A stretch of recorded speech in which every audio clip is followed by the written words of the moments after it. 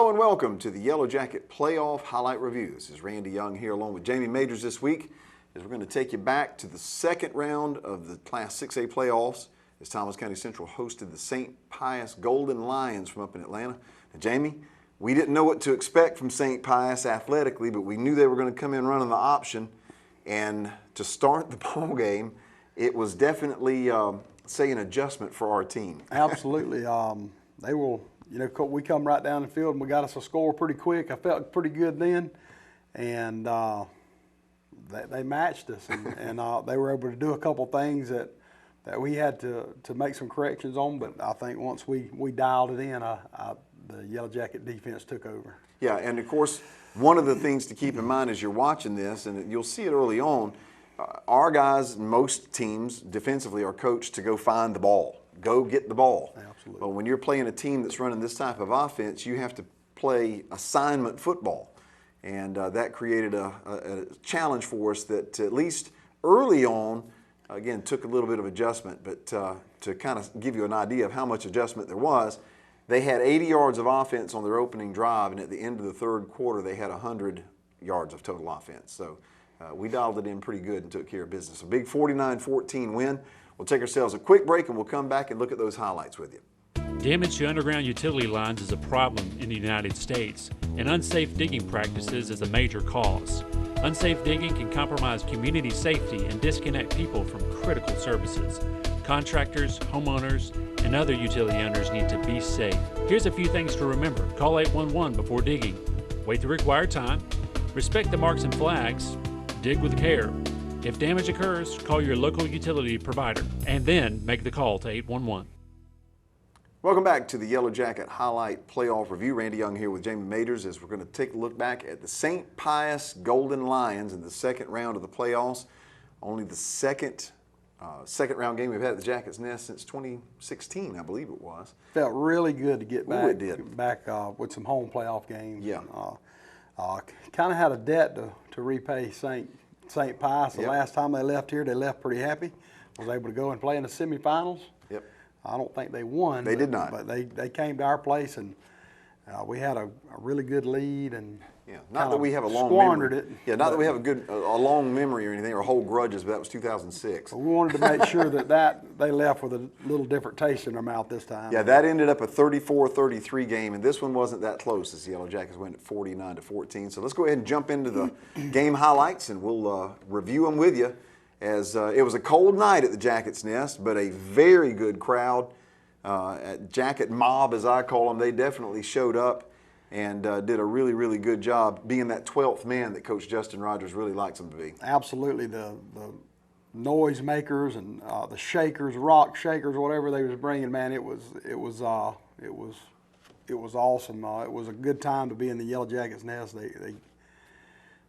Fans showed up and really supported the team, and of course we're going to need that this week as well. Yeah. And I don't think there'll be any problem with it. But one of the things I want you to notice is the field. Again, Ronnie Stevens and the maintenance crew for Thomas County Schools did a fantastic job. The field was dry, and it was a fast track for our guys, which is what Coach Rogers wanted.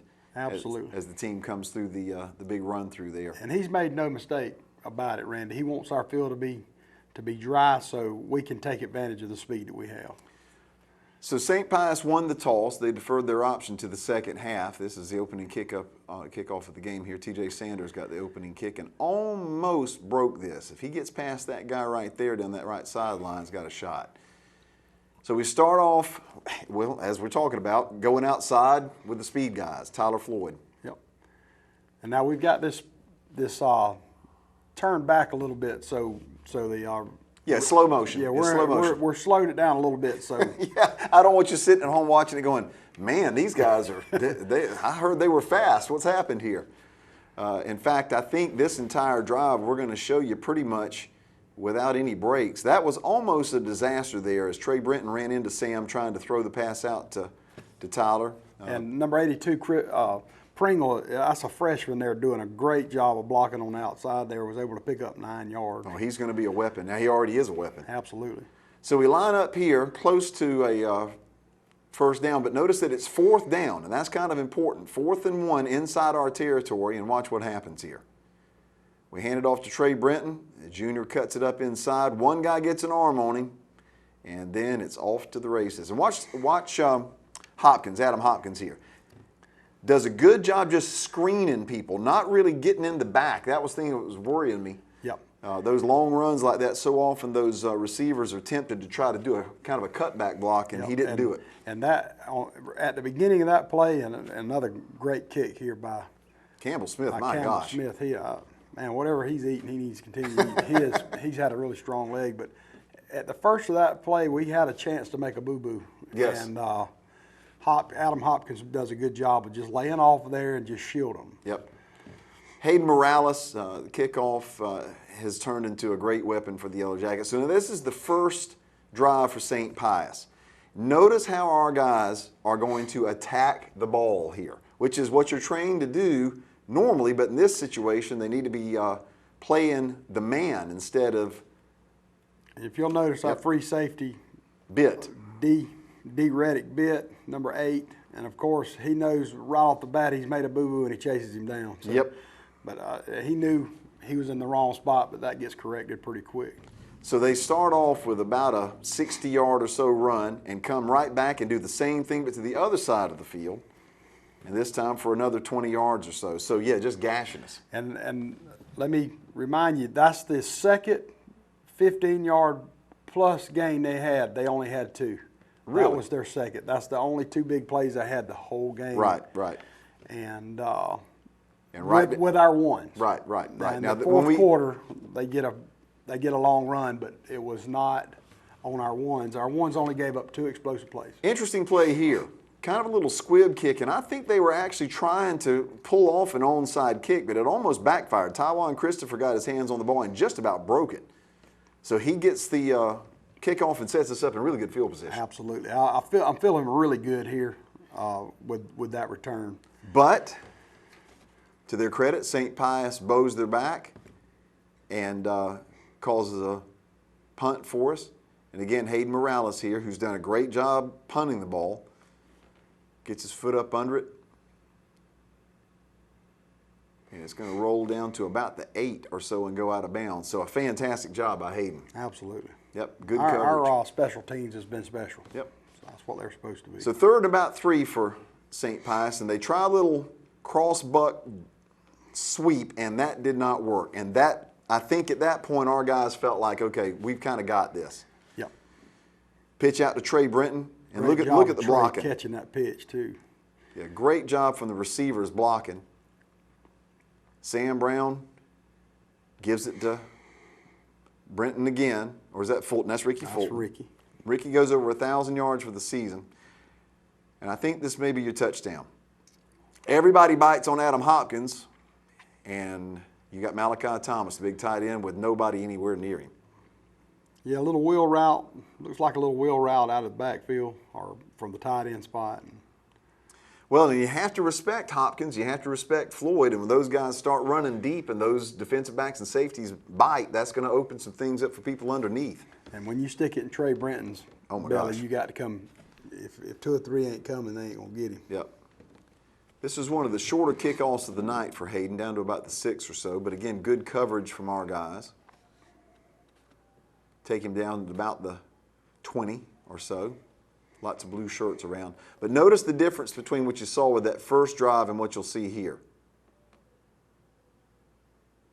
And big Javion Revels comes over and kind of does a high dive on top of the poor guy there on the tackle.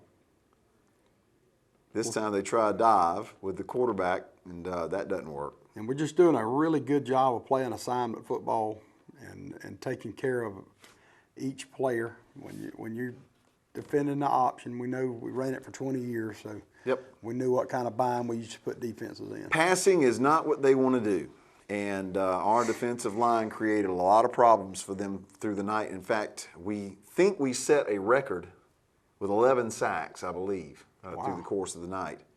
So here's Ricky Fulton once again, very patient, letting his blocking set up in front of him, and then running with a little power. Interesting contrast with those 2 running backs. They're so go together so well. Very effective. Sam this time On a 4th and 8, hits it the freshman, Trey Pringle, down to about the 13. But that was a 4th and 8 play. And notice how the freshman just Very all calm. hands, Yep. takes care of the football. Protects it. So now we're down inside the 15, converting on another 4th down. By the way, we're 3 for 3 on 4th downs for the night. Yeah, and all 3 of them very big too. Absolutely. Run it to Fulton again, very patient, letting his blocking kind of set up in front of him all the way down to about the 6. 4th down and 1. In that wild jacket formation, they snap it directly to Fulton, and he gets down inside the 1, which gives us a 1st down. Yeah. And I just want to, you need to notice how the surge that the offensive line gets. I figured you They're were doing probably a going to great mention the job. offensive line. I mean, that whole side was caved in there. So And Ricky walks in. So at this point, you kind of feel like the Yellow Jackets are starting to take a little bit of control of things. And again, Campbell Smith with another huge extra point here. All the way out to the track. That's a heck of a kick. So 21-7 at this point. Look at this kickoff. Again, high, down to about the 3, but it's so high, it gives our guys a great opportunity for some great coverage inside the 15-yard line. yeah, I think Coach Rogers would love to make that tackle inside the 15 every time. Yeah. So here's St. Pius again, doing what they do. Quarterback keep, gets about 1.5 yards or so. And he got tired of keeping that ball later. Yep. You'll see he's trying to give it most of the time. He's either giving or pitching. This time, fullback straight up the middle, gets him a nice little gain. Yep. Got him a 1st down out of that one. The defense played extremely well, though. And as the night went on, and here's another pass opportunity for him, and you see what happened. Flag thrown on a hold. Get a hold, too. Yep. Cam Brooks, number 32 there, freshman, received an offer from the University of Tennessee week before last, and I think that's offer number 5 for him. Yeah, that's the start of many. Yeah, it is. Again, There's a huge turnover right there. yeah, Gets our offense back on the field. Zeke Bogan comes up with the ball. Zeke's a junior. He'll be back next year, and just too much penetration right there at the mesh point where they were trying to hand the ball off. We just punched it out. So now we've got it down in their territory. And Sam Brown. Didn't see anything open, so he takes off. And that's one of the real issues if you're trying to defend this offense is that Sam's not afraid to run it and he knows what to do when he runs it. Absolutely. Trey Look at Brenton. the patience, man. Just knocks a guy down to about the 12. Just runs behind his pads so effectively. Yep. And here comes Trey again. Always downhill. Always downhill. It's like a train wreck back behind him with cars laying off on the sides of the tracks. Hand it off to him again, and this time just runs through an arm tackle. You gotta go ahead and pay him off. I mean, Yeah. He's got you there. So good job. So I believe with the extra point, it'll be 28-7. We tried to hurry that one a little bit. We had a little pressure there, but still makes a good kick. Yep. St. Pius brought a nice little crowd with him all the way from Atlanta. Here's your deep kick this time. My gosh, he boomed that Middle thing. ways through. Yep, about 5 yards deep into the end zone. So St. Pius, again, a little cross buck draw and got about 1 yard or so. So yeah, once the defense got dialed in after that initial little burst where they kind of got their sea legs under them regarding this triple option, here's another pass attempt for them. And That's another fumble there. yep, I believe we got his face mask right there. I think you're right. I think this is the 3rd quarter kickoff, I do believe. Down to about the 5 or so. And again, so much height on the ball, we're able to knock him down inside the 20. Cover's doing just a great job of getting down there. Yep. There's one of these option plays coming up. If you got it on here, you can see where we cover it right here. See, we have everything covered. Good luck. Just, Yeah. I mean, you take the dive, and that's where we put Big LeVar in there. We had 50 and Rebels in there. LeVar, and you're not going to move. That's probably 600 pounds between the two. Ricky Fulton jumping over the line of scrimmage, and we must have, well, I was going to say we must have scored a touchdown we missed there or something. I'm not sure because I don't think this is after the half, but maybe it is. And again, Ricky Fulton getting behind the blocking, keeps fighting for yards. And another 4th down play. Just give it to Ricky. And he'll carry somebody for 3 or 4 yards and another 1st down. It's a little tall sweep out there to Fulton this time, trying to get him outside. He runs physical too now. Yeah, he's finishing downhill every play too. 3rd and 9. Fake it to Brenton and then go completely across the grain to Adam Hopkins, who knows what to do with it when he gets his hands on it. Look at these moves. That move. That's an ankle breaker. You don't. That's stuff you don't coach. It's just. Well, we're going to give credit to the coaches for good absolutely, coaching. absolutely. They taught him how to make those moves. Absolutely. But you're man, right. I'm gonna tell you, some kids just got it, and some don't. And between number 2 and number 14, they do. And of course, 82 and 85 are pretty sporty too. Absolutely, we get Another to watch deep them for a long time. Thank goodness. Yeah, you're right. You're right. So St. Pius will come back out on offense, and at this point, again, the game's pretty well got away from them because they have to completely change who and what they are when they get down like this, and the results are kind of predictable. He tries a pass, overthrows the guy, and intercepted. Yep. And 29 for us had a big night too. Absolutely. So another turnover. Offense back on the field. Sam, again, looks, nothing there, so he takes off. Picks up about 12 or so. Got to learn how to slide, Sam. Still didn't take a big hit there. I think he's seen it coming, got down. Thank goodness. Thank goodness. A little flare pass out to Hopkins. Runs through one tackle and then steps out at about the 18. Adam, of course, committed to play at Auburn.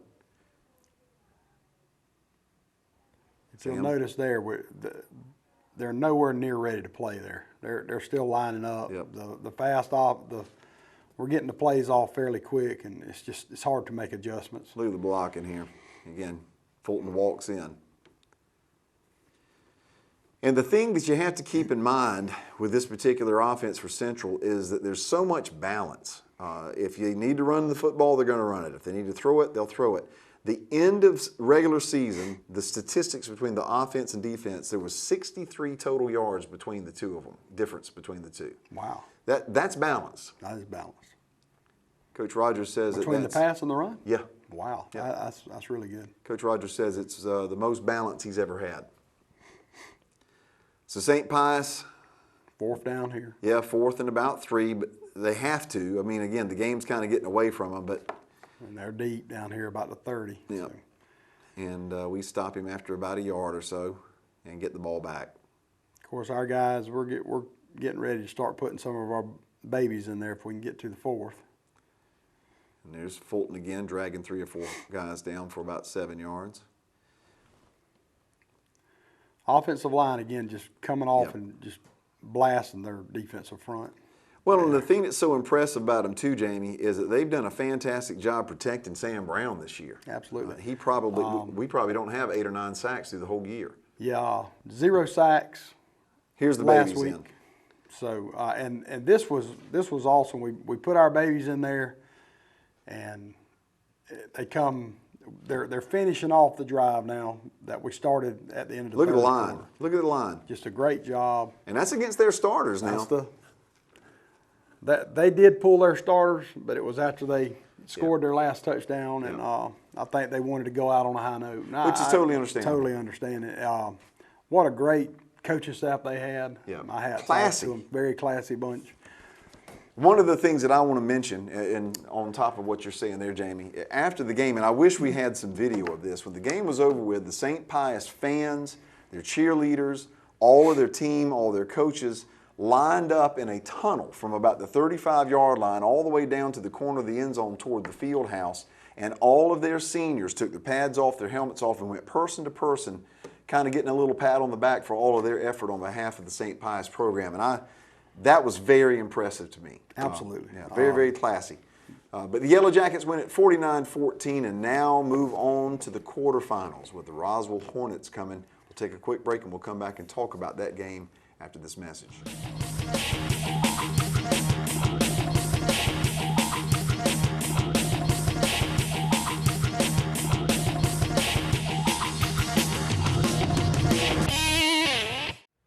Welcome back to the Yellow Jacket Highlight Playoff Review. Randy Young here with Jamie Majors as we again take care of St. Pius 49-14. Solid job offensively and defensively. Sam Brown, of course, had another nice night. Ricky Fulton ends up over 1,000 yards for the season. He and Trey Brenton both over 1,000 yards. Caleb Anderson, number 20 on the defensive side of the ball, had a big night. He was one of the MVPs of the night, in my opinion. I call him wild man. Yeah. He's infectious to be around. I'm telling you, if you can't get excited being around him, Caleb, you need to go back to bed. Kind of the heart and soul of the team. He is something else to be around. So. Well, and that sets up a huge game between Thomas County Central and Roswell. These are the number 2 and number 3 teams in Class 6A. Roswell comes in very athletic. They have a fantastic wide receiver, great running back. The quarterback is solid as a rock. They have a very solid line of scrimmage. Defense gets after it. They're averaging about 42 points a game, giving up about 12 or so per game. They are 11-1 coming in, and they lost in week 4 to Class 7A Milton by a 14-7 score. That was by far, as far as their season schedule was concerned, a big aberration because every other game that they've played, they've scored 40 or more, except for that one. And I think it was just one of those nights where everything they tried just didn't work, and Milton had enough offense to be able to pull it off. But Jamie, our guys playing at a really high level. It's hard not to feel good about where we are going into it. Yeah, I think we're in a really good spot. We're playing confident. We're running around. We're doing what we're coached to do, and I think confidence is huge. Yeah. I can't say that enough. I think that coaches are doing a great job with the game plan, and they're putting it in, and the kids love it. And I think that, like Coach Rogers said at the boosters meeting on Monday night, that when you get to the quarterfinals, everybody you see is going to be really good. So he expects this to be a really, really close game, really tight. But we don't have a lot of room for mistakes and stupid penalties. Right. We've got to make sure that we do a good job on both of those. And but he said he feels real good about it, but he needs that 12th man to show up and continue making all that noise that we've been making. Yeah. So, gosh, it's just good to be playing in the quarterfinals. First time since 2009. Yeah. Is that right? That's right. That's right. Gosh, it's so good to be here. And I want to also mention that I bet you there's not another town in the state of Georgia that's got a semifinal at home and 2 quarterfinal games at home. Yeah. Yeah, that's right. I mean, we have Brookwood in the semifinals this week, Yep. Thomasville in the quarters, and us in the quarters. So Yep. all at home. Yep. So take your pick. Oh, come on out to the Jackets. Absolutely. I mean, But yeah, you're right. It's very special, and it's a remarkable run by all of the teams. Right. Now, the best news of all for the Yellow Jacket fans is that the Georgia High School Association has already had the coin toss regarding the semifinals, and the Yellow Jackets won that toss, at least our side of the bracket. So if we're able to win this Friday against this very, very good Roswell team, we will be at home next week to face the winner of the Gainesville-Houston County game. So right now, again, whatever coin they're using, it might be that old one-sided coin that Coach Pilcher used to use back with the coin tosses back in the 90s. I don't know, maybe you let them borrow it. But Jamie, that home field advantage is huge. It has been awesome to have. I've got some buddies that I usually go on these long trips with. I love being with you and Brian on those long trips. We've missed those, but I'll take it. Yes, I'll take it. And there are no more flips. Right. We've won all the flips we could win. We were 2 for 2. Yep. That worked out in our favor. And as long as we win, we'll stay here at home, and that's a blessing. Yep. No doubt. But we just need to make sure that we take care of business this week. This will be a good football team coming in, so we'll need everybody to be at the Jack's Nest. The quarterfinals, Thomas County Central and Roswell. Yellow Jackets undefeated, ranked number 2 in the state in Class 6A. Roswell 11-1, ranked number 3. It ought to be a heck of a football game, and we will come back here next week, same time, same channel, and we'll review it again here on the Yellow Jacket Highlight Playoff Review. For everybody here, for Jamie Maters and the entire crew, have yourself a great Thanksgiving. We'll see you here next week.